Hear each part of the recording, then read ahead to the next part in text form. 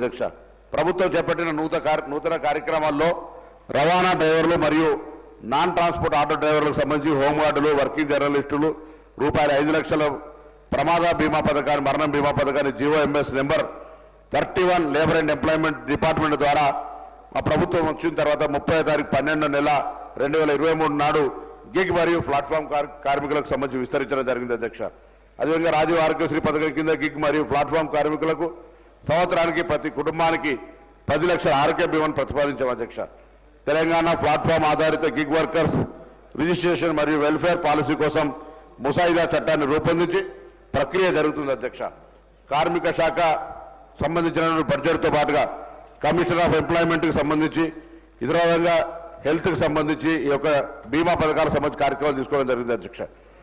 అదేవిధంగా చేపట్టినటువంటి నూతన కార్యక్రమంలో భాగంగా టాటా టెక్నాలజీ సహకారంతో రాష్ట్రం లోపల 2,874 కోట్ల రూపాయల వారి సహకారంతో అదేవిధంగా ప్రభుత్వం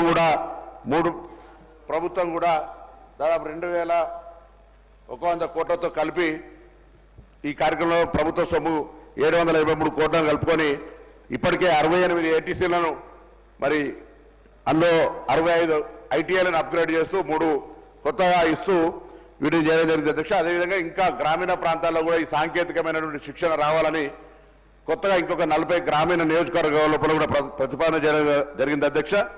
ఇది రికరింగ్ కాస్ట్ పర్ యానం ఈ 68 ఏటీసీల మెయింటెనెన్స్ కూడా కావాల్సినటువంటి 45 కోట్ల ఖర్చుకు సంబంధించి కావచ్చు.